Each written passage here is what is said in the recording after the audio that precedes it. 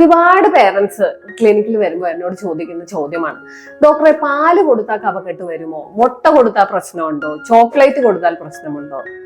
ഇതൊക്കെ നിങ്ങൾക്ക് കുഞ്ഞുങ്ങൾക്ക് കൊടുക്കാൻ പറ്റുന്നതാണ്.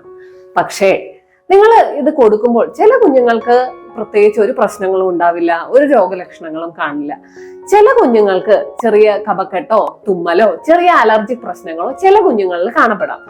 ഇങ്ങനെ ഉണ്ടെങ്കിൽ നിങ്ങൾ വീണ്ടും അത് കുഞ്ഞിന് ഒരു ചലഞ്ച് ടെസ്റ്റ് പോലെ കൊടുക്കേണ്ടതാണ്. അപ്പൊ നിങ്ങൾക്ക് മനസ്സിലാവാം ഇന്ന ഫുഡുകൾ ചില കുഞ്ഞുങ്ങൾക്ക് പ്രശ്നമുണ്ടെന്നുള്ളത്. അപ്പൊ ഇങ്ങനെ ഉണ്ടെങ്കിൽ നിങ്ങൾ തീർച്ചയായിട്ടും ഒരു പീഡിയാട്രീഷ്യന്റെ ഒപ്പീനിയൻ എടുക്കേണ്ടതാണ്.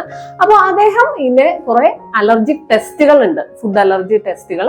അതിലൂടെ നിങ്ങൾക്ക് ഇത് രോഗം കണ്ടുപിടിക്കാൻ പറ്റുന്നതാണ്, അതിനുള്ള ചികിത്സയും എടുക്കാവുന്നതാണ്. ഹോമിയോപ്പതിയിൽ ഫുഡ് അലർജിക്കൊക്കെ ആയിട്ടുള്ള നല്ല ട്രീറ്റ്മെന്റ് അവൈലബിൾ ആണ്.